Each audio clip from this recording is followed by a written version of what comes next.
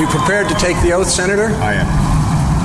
I, Barack Hussein Obama, do solemnly swear. I, Barack Hussein Obama, do solemnly swear that I will execute the office of President to the United States faithfully. That I will execute the office of President of the United States. The office of President of the United States faithfully.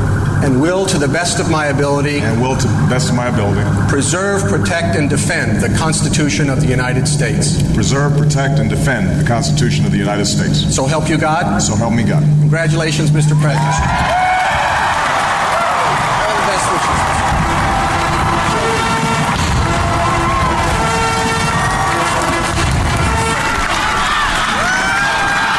Thank you. Thank you.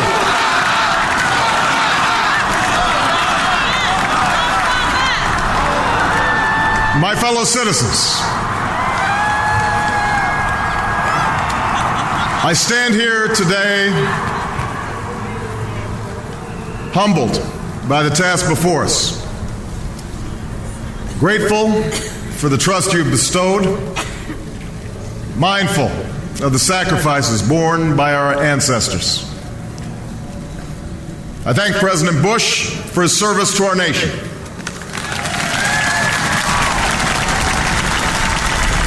As well as the generosity and cooperation he has shown throughout this transition. 44 Americans have now taken the presidential oath. The words have been spoken during rising tides of prosperity and the still waters of peace. Yet, every so often, the oath is taken amidst gathering clouds and raging storms. At these moments, America has carried on not simply because of the skill or vision of those in high office, but because we, the people, have remained faithful to the ideals of our forebears and true to our founding documents. So it has been, so it must be with this generation of Americans. That we are in the midst of crisis is now well understood. Our nation is at war against a far-reaching network of violence and hatred. Our economy is badly weakened, a consequence of greed and irresponsibility on the part of some, but also our collective failure to make hard choices and prepare the nation for a new age. Homes have been lost, jobs shed, businesses shuttered. Our health care is too costly, our schools fail too many, and each day brings further evidence that the ways we use energy strengthen our adversaries and threaten our planet. These are the indicators of crisis, subject to data and statistics. Less measurable, but no less profound, is a sapping of confidence across our land. A nagging fear that America's decline is inevitable, that the next generation must lower its sights. Today, I say to you that the challenges we face are real. They are serious and they are many. They will not be met easily or in a short span of time. But know this, America, they will be met.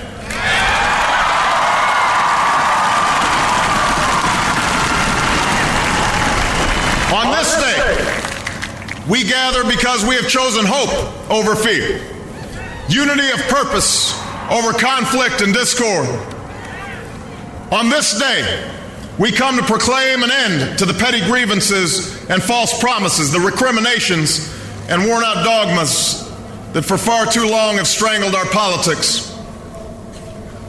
We remain a young nation, but in the words of Scripture, the time has come to set aside childish things. The time has come to reaffirm our enduring spirit, to choose our better history, to carry forward that precious gift, that noble idea passed on from generation to generation, the God-given promise that all are equal, all are free, and all deserve a chance to pursue their full measure of happiness.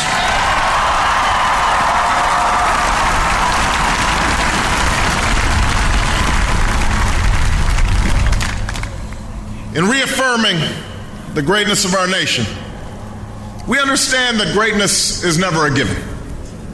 It must be earned. Our journey has never been one of shortcuts or settling for less. It has not been the path for the faint-hearted, for those who prefer leisure over work or seek only the pleasures of riches and fame. Rather, it has been the risk-takers, the doers, the makers of things, some celebrated, but more often men and women obscure in their labor, who have carried us up the long, rugged path towards prosperity and freedom. For us, they packed up their few worldly possessions and traveled across oceans in search of a new life. For us, they toiled in sweatshops and settled the West, endured the lash of the whip, and plowed the hard earth. For us, they fought and died in places like Concord and Gettysburg, Normandy, and Quai San. Time and again, these men and women struggled and sacrificed and worked till their hands were raw so that we might live a better life. They saw America as bigger than the sum of our individual ambitions, greater than all the differences of birth or wealth or faction. This is the journey we continue today. We remain the most prosperous, powerful nation on earth. Our workers are no less productive than when this crisis began. Our minds are no less inventive, our goods and services no less needed than they were last week or last month or last year. Our capacity remains undiminished. But our time of standing pat, of protecting narrow interests and putting off unpleasant decisions, that time has surely passed. Starting today, we must pick ourselves up, dust ourselves off, and begin again the work of remaking America.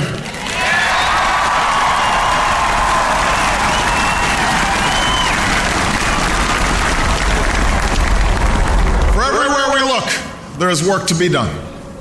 The state of our economy calls for action, bold and swift, and we will act, not only to create new jobs, but to lay a new foundation for growth. We will build the roads and bridges, the electric grids and digital lines that feed our commerce and bind us together. We will restore science to its rightful place and wield technology's wonders to raise healthcare's quality and lower its cost. We will harness the sun and the winds and the soil to fuel our cars and run our factories, and we will transform our schools and colleges and universities to meet the demands of a new age. All this we can do. All this we will do. Now, there are some who question the scale of our ambitions, who suggest that our system cannot tolerate too many big plans. Their memories are short, for they have forgotten what this country has already done, what free men and women can achieve when imagination is joined to common purpose and necessity to courage. What the cynics fail to understand is that the ground has shifted beneath them, that the stale political arguments that have consumed us for so long no longer apply. The question we ask today is not whether our government is too big or too small, but whether it works, whether it helps families find jobs at a decent wage, care they can afford, a retirement that is dignified. Where the answer is yes, we intend to move forward. Where the answer is no, programs will end. And those of us who manage the public's dollars will be held to account to spend wisely, reform bad habits, and do our business in the light of day, because only then can we restore the vital trust between a people and their government. Nor is the question before us whether the market is a force for good or ill. Its power to generate wealth and expand freedom is unmatched. But this crisis has reminded us that without a watchful eye, the market can spin out of control. The nation cannot prosper long when it favors only the prosperous. The success of our economy has always depended not just on the size of our gross domestic product, but on the reach of our prosperity, on the ability to extend opportunity to every willing heart. Not out of charity, but because it is the surest route to our common good.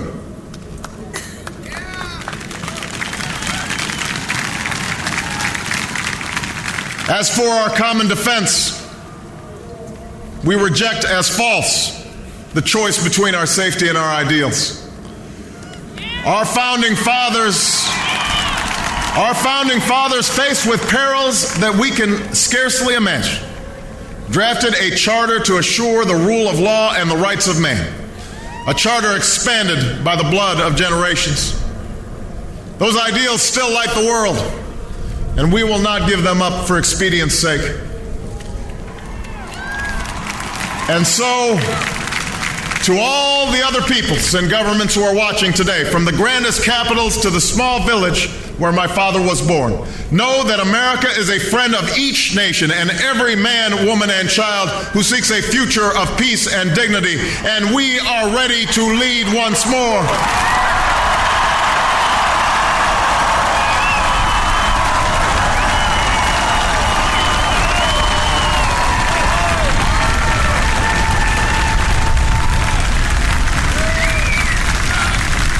Recall that earlier generations faced down fascism and communism not just with missiles and tanks, but with the sturdy alliances and enduring convictions. They understood that our power alone cannot protect us, nor does it entitle us to do as we please. Instead, they knew that our power grows through its prudent use. Our security emanates from the justness of our cause, the force of our example, the tempering qualities of humility and restraint. We are the keepers of this legacy. Guided by these principles once more, we can meet those new threats that demand even greater effort, even greater cooperation and understanding between nations. We will begin to responsibly leave Iraq to its people and forge a hard-earned peace in Afghanistan.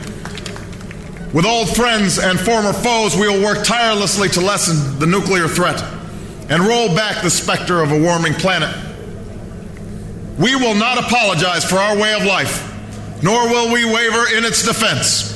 And for those who seek to advance their aims by inducing terror and slaughtering innocents, we say to you now that our spirit is stronger and cannot be broken. You cannot outlast us, and we will defeat you.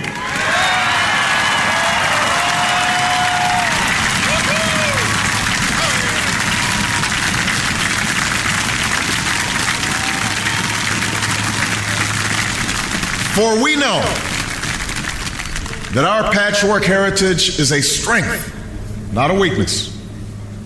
We are a nation of Christians and Muslims, Jews and Hindus, and non-believers. We are shaped by every language and culture, drawn from every end of this earth. And because we have tasted the bitter swill of civil war and segregation and emerged from that dark chapter stronger and more united, we cannot help but believe that the old hatreds shall someday pass, that the lines of tribes shall soon dissolve, that as the world grows smaller, our common humanity shall reveal itself, and that America must play its role in ushering in a new era of peace. To the Muslim world, we seek a new way forward based on mutual interest and mutual respect. To those leaders around the globe who seek to sow conflict or blame their society's ills on the West, know that your people will judge you on what you can build, not what you destroy. To those who cling to power through corruption and deceit and the silencing of dissent, know that you are on the wrong side of history, but that we will extend a hand if you are willing to unclench your fist. To the people of poor nations, we pledge to work alongside you to make your farms flourish and let clean waters flow, to nourish starved bodies and feed hungry minds. And to those nations like ours that enjoy relative plenty, we say we can no longer afford indifference to the suffering outside our borders, nor can we consume the world's resources without regard to effect. For the world has changed, and we must change with it. As we consider the road that unfolds before us, we remember with humble gratitude those brave Americans who, at this very hour, patrol far-off deserts and distant mountains. They have something to tell us, just as the fallen heroes who lie in Arlington whisper through the ages. We honor them not only because they are the guardians of our liberty, but because they embody the spirit of service, a willingness to find meaning in something greater than themselves. And yet, at this moment, a moment that will define a generation, it is precisely this spirit that must inhabit us all. For as much as government can do and must do, it is ultimately the faith and determination of the American people upon which this nation relies. It is the kindness to take in a stranger when the levees break, the selflessness of workers who would rather cut their hours than see a friend lose their job, which sees us through our darkest hours. It is the firefighter's courage to storm a stairway filled with smoke, but also a parent's willingness to nurture a child that finally decides our fate. Our challenges may be new. The instruments with which we meet them may be new. But those values upon which our success depends, honesty and hard work, courage and fair play, tolerance and curiosity, loyalty and patriotism, these things are old. These things are true. They have been the quiet force of progress throughout our history. What is demanded then is a return to these truths. What is required of us now is a new era of responsibility, a recognition on the part of every American that we have duties to ourselves, our nation, and the world.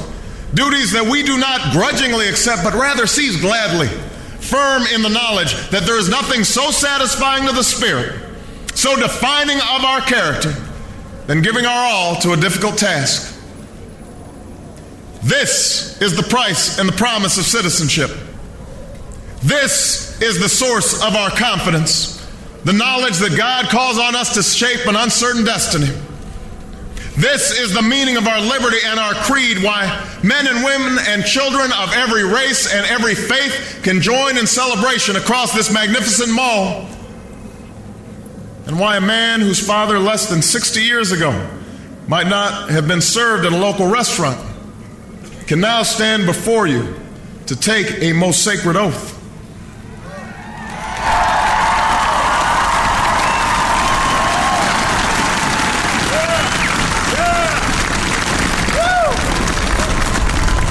So let us mark this day with remembrance of who we are and how far we have traveled. In the year of America's birth, in the coldest of months, a small band of patriots huddled by dying campfires on the shores of an icy river. The capital was abandoned. The enemy was advancing. The snow was stained with blood. At a moment when the outcome of our revolution was most in doubt, the father of our nation ordered these words be read to the people. Let it be told to the future world that in the depth of winter, when nothing but hope and virtue could survive, that the city and the country, alarmed at one common danger, came forth to meet it. America, in the face of our common dangers, in this winter of our hardship, let us remember these timeless words. With hope and virtue, let us brave once more the icy currents and endure what storms may come. Let it be said by our children's children that when we were tested, we refused to let this journey end, that we did not turn back nor did we falter. And with eyes fixed on the horizon and God's grace upon us, we carried forth that great gift of freedom and delivered it safely to future generations. Thank you. God bless you. And God bless the United States of America.